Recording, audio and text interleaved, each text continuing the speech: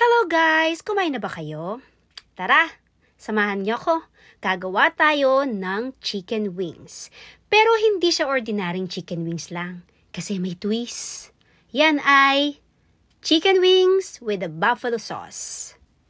So, sinimulan ko na nga yung pagluluto. Yung chicken, kinoat ko lang siya ng breading. So, it's up to you kung ano yung gusto nyo. Ako kasi, yung sachet lang na nabibili. So, yung grocery lang na napili ko, yun yung nakita ko, yung spicy. So, okay na yun, sabi ko. Pero kayo, kung gusto nyo yung hindi maanghang, pwede naman. Kasi kayo naman ang kakain, pero dahil ako ang kakain, so Kasi nga, dahil nga okay. buffalo, so meaning to say is medyo may pagkamaanghang siya.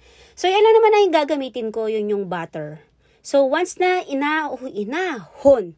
Kawampangan kasi ako, kaya hirap na hirap ako sa age. Sorry na pa. So, take 2. Inahon na yung bagong luto na buffalo.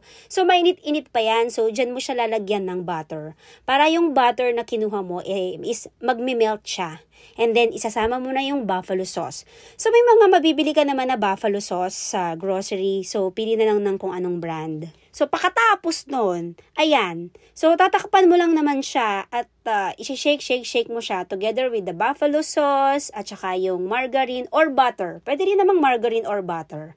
It's up to you kung ano yung preferred mo. So, kailangan mo lang siyang i-shake ng paulit-ulit, upside down, kung ano ang gusto mo, hanggang mahilo para ma-coat ng maganda, perfectly, ang ating buffalo. Second batch na nga yan, yung nauna ko kasing ginawa, nakain na, tapos naisip ko, hi, why not i-video ko to?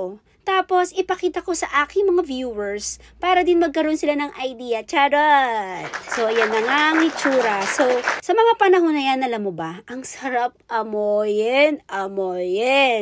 Yung buffalo at saka sauce at saka margarine, nag-blend talaga sila. So, yung aroma is parang nanunuot talaga yan sa ilong mo. Kaya, masarap. Yung parang maasim-asim, ganon. So, ayan na nga yung kalalabasan kapag pinagsama-sama mo na yung tatlong ingredients.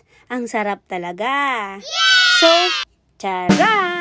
May pa-heart-heart pa si ate at ayan na ang buffalo wings natin. So, kung nakikita nyo yung slice ng cucumber at saka ng carrots na may kasamang ranch dressing, ayan talaga yung perfect combination ng buffalo wings. So, ayun lang, madali lang. So, kakain na ako ha. Bye-bye!